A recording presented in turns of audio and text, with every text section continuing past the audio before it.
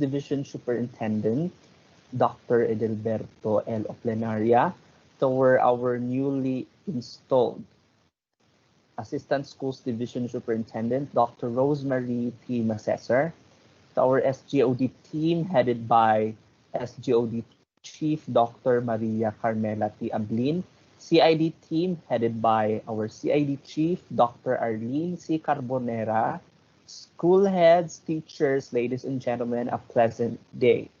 Today, I will be talking about one of the most important part of the action research, the quantitative analysis. So since most action research deals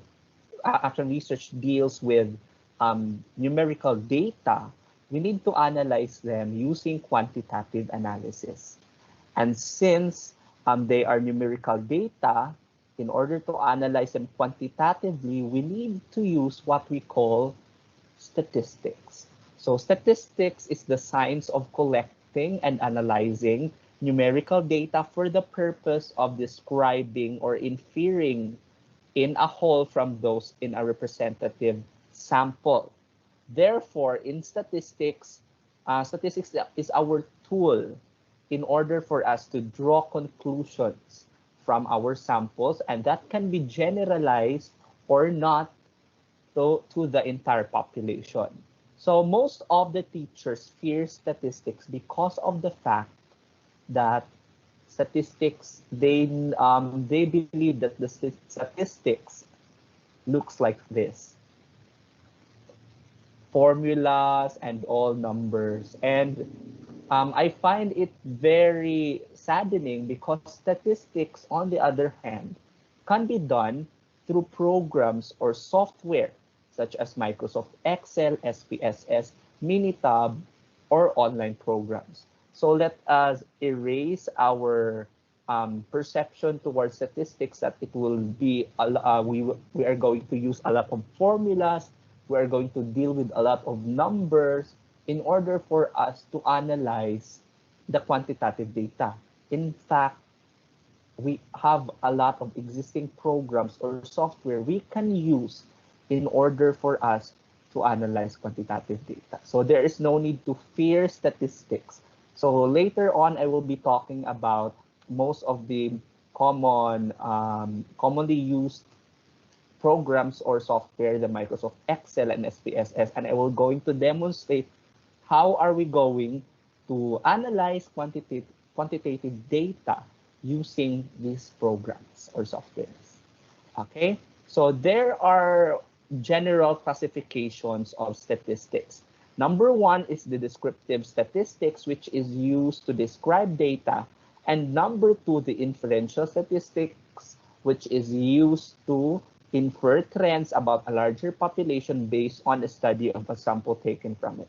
When we talk about descriptive statistics, it just describes how, what is the frequency, what is the performance. You are just going to describe.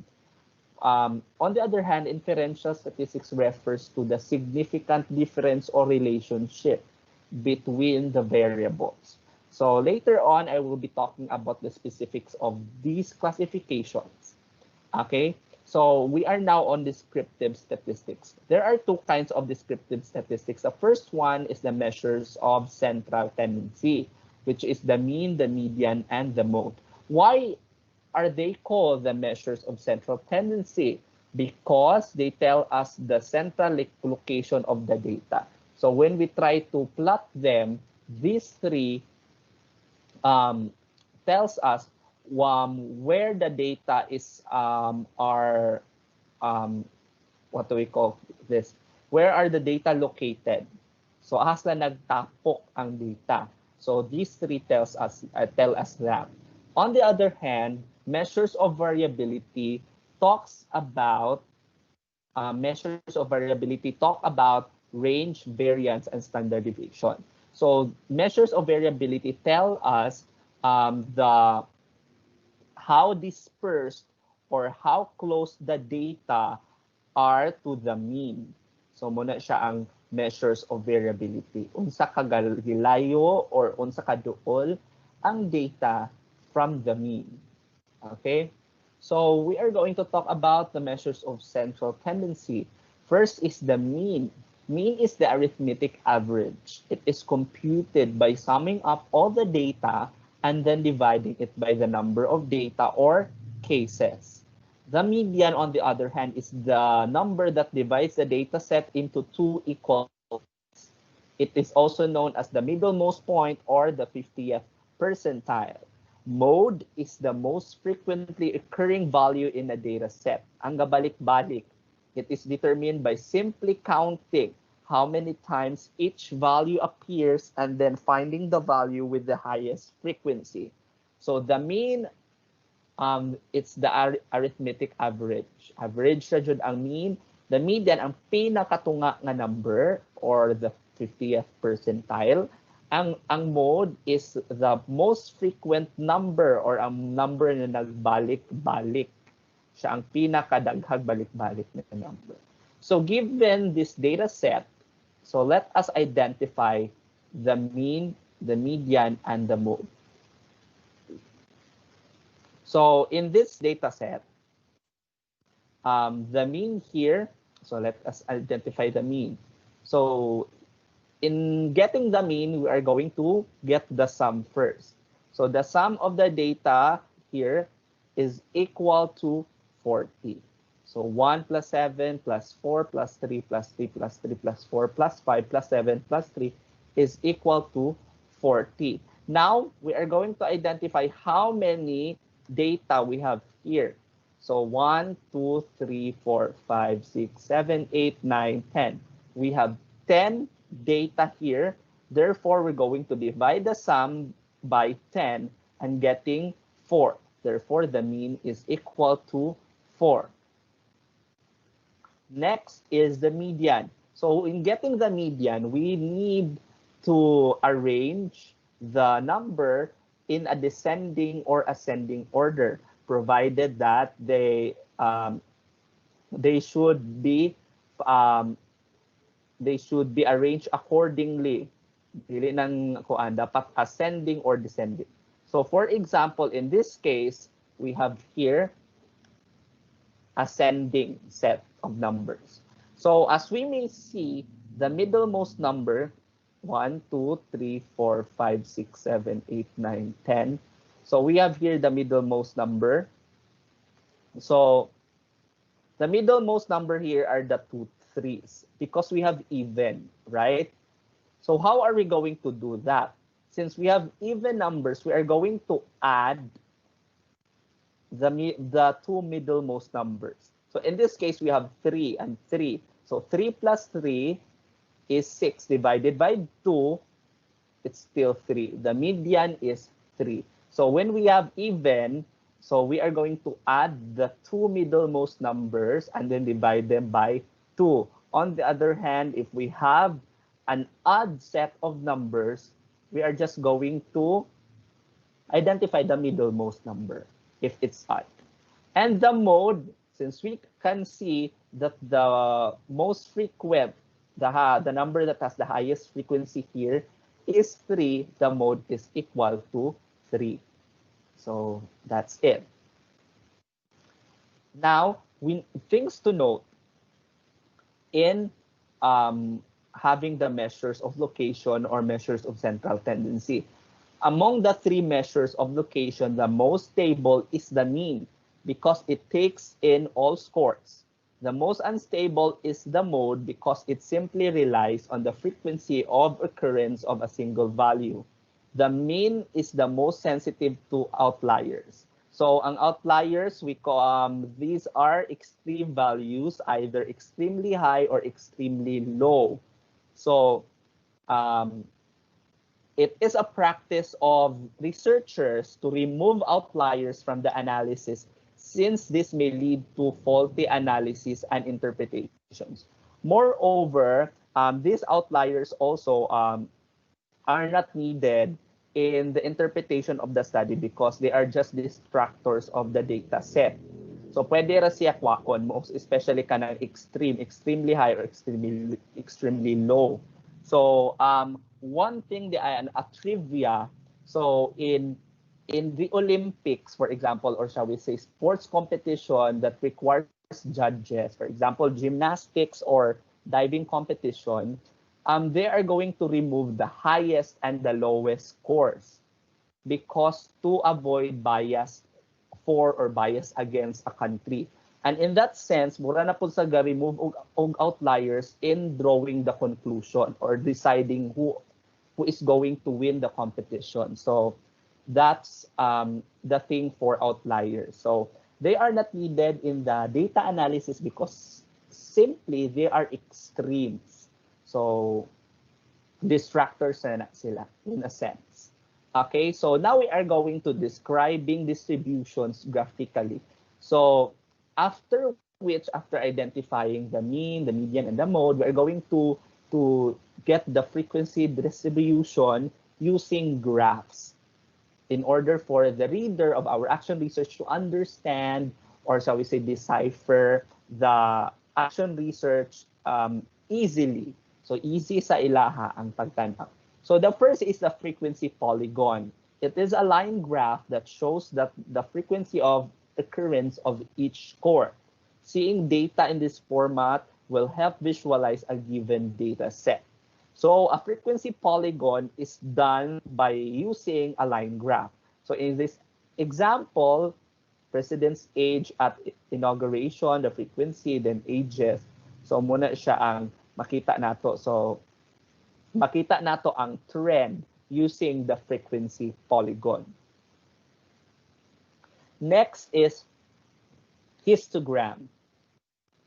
Histogram is a graphical presentation of data using bars whose heights indicate the frequency of the occurrence of a score value or a range of scores.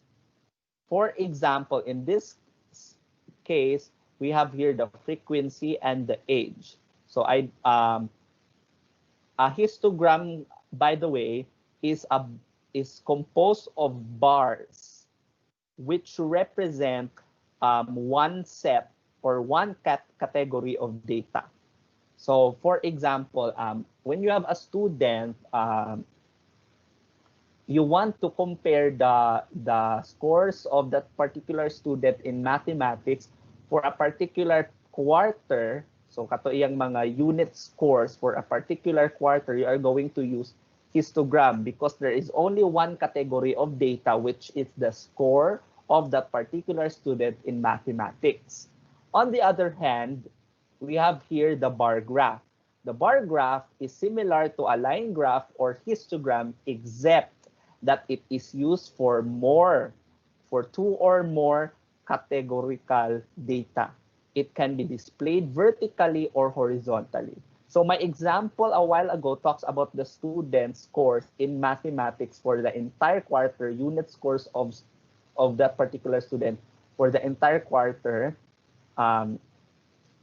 In here, my example will be the grade of the student in that particular quarter in science, math, English, and Filipino. So in this sense, we have 4 categories of data: the scores of students in math, the score of that student in science, the score of that student in English, and that score of the student in Filipino. So in that sense, we have 2 or more categorical data. So let us not confuse ourselves. When we talk about histogram, this talks about one categorical data. So one category of data, only isa ra gyud siya. You are just going to monitor the progress. On the other hand, the bar graph is used to compare and contrast categorical data, 2 or more categorical data. So that's it. Next is a pie chart or a pie graph. So a pie graph is a circular graph divided into slices to display numerical proportions. So this is used to display numerical proportions, how much percent.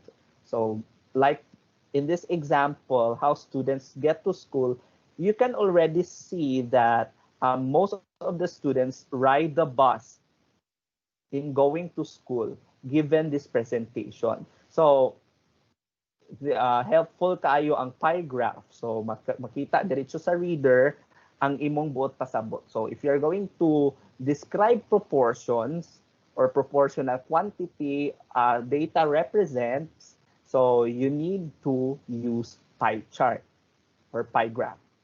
Next is pictograph. Pictograph uses picture symbols to express relative frequency or proportion of different levels of categorical variable. So for example, in this case, smiley ang iyahang gigamit na picture. So any picture will do provided that that picture represents what the actual data says. So next. Measures of variability. As what I've said a while ago, measures of variability refers to how close or how dispersed the data are from the mean. So we talk about range. This is the simplest of the three measures of variability because it is computed only by finding the difference between the highest and the lowest value.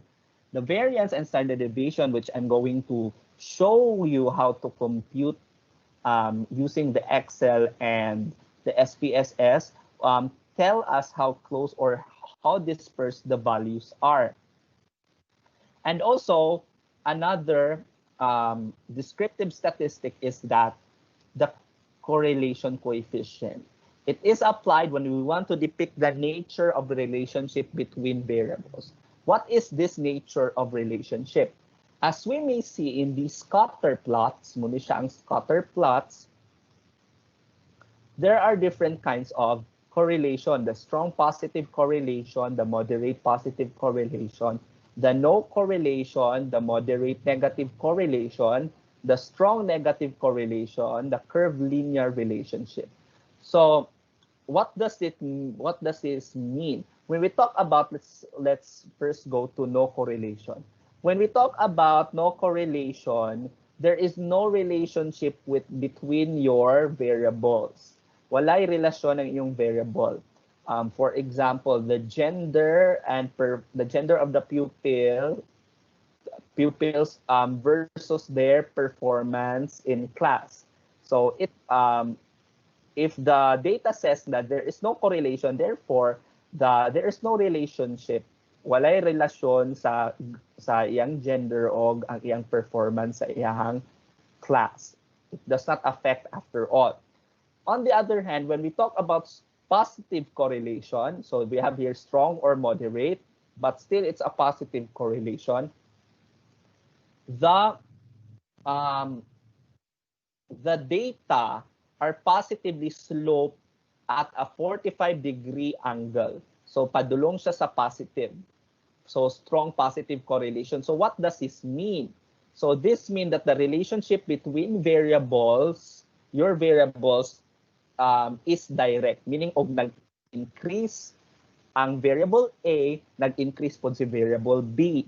An example for this is that the number of hours spent by pupils in studying in relation to their scores in mathematics. So as the number of hours spent by those students studying increases, their scores in mathematics increase.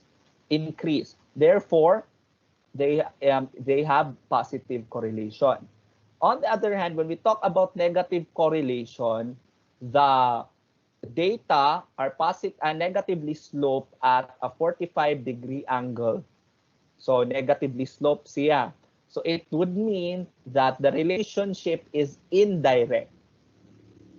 Indirect in a sense na og nag-increase ang ang variable A, nag-decrease si variable B.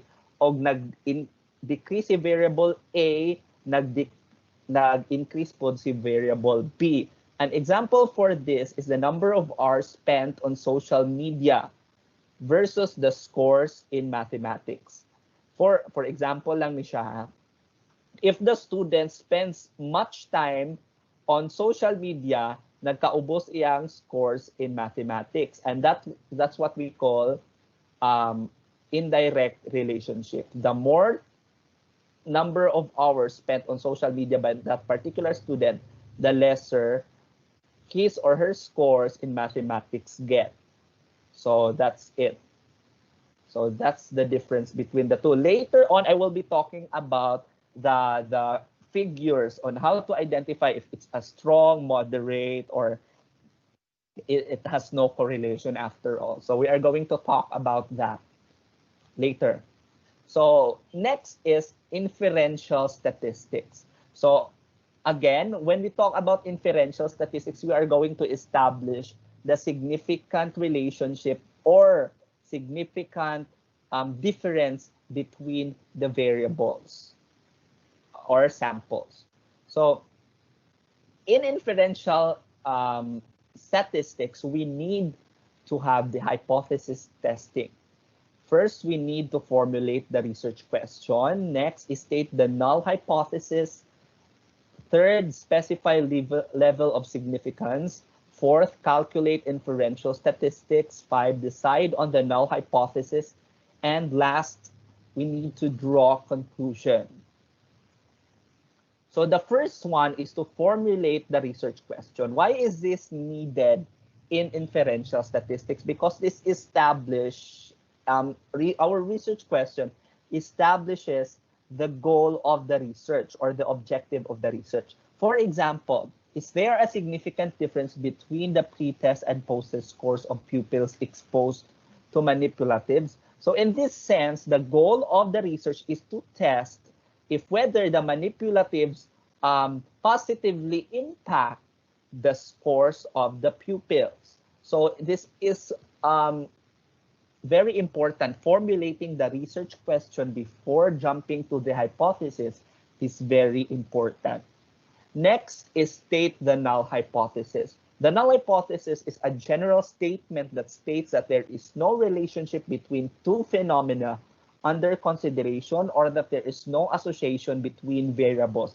Therefore, the null hypothesis is the kind of hypothesis we need to reject. We ought to reject. Muna siya ato ang dili i-consider at the end of the study unta. So, for example, so given the research question a while ago, here is the null hypothesis being created. So there is no significant difference between the pre-test and post-test scores of pupils exposed to the manipulatives. So null, wala siya'y significant difference. Next is alternative hypothesis. This is a statement that describes that there is a relationship between two or more selected variables in a study. Example, there is a significant difference between the pre-test and post-test scores of pupils exposed to the manipulative. So naay significant difference. So simply put, null hypothesis, there is no significant difference. Alternative hypothesis, there is a significant difference. So that's it. Now, we are going to specify the level of significance. So what is the level of significance? So in social sciences, we have 95% level of significance and Cronbach alpha of 0.05 or 5% margin of error. Natural sciences is 99% and Cronbach alpha is 0.01 or the margin of error is 1%. What does this mean? When we talk about 95% level of significance, it means that it is 95% true all the time. So, or shall we say 95% true, or shall we say 95% accepted in your study. Can it be generalized? It depends. But in action research, we couldn't generalize this because action research is problem-based. So it is localized based on action research. Therefore, og unsay result, dihara na siya sa imong classroom. So this only talks about the effectiveness. However, in other studies, most especially when in dissertations, so this can be generalized. The 95% can be generalized. So Cronbach alpha here is 0.05 or 5% margin of error. So therefore, you You leave 5% for erroneous, or shall we say, naisayup siya na 5%. But that 5% is very little compared to the 95%. On the other hand, natural sciences, 99% jud siya. Why is that so? And 1% ra gyud yung margin of error, because in natural sciences, it needs to be 99 to 100% true all the time, because they are dealing with natural phenomena. For example, we are going to test a medicine sa 100 katao. If that medicine killed, or shall we say, one person, naakay 1% error na makaayo gud ang imong medicine. And for natural sciences, that is a no-no, because it's danger siya pod. So muna siya ang kanya nung 99% ang natural sciences.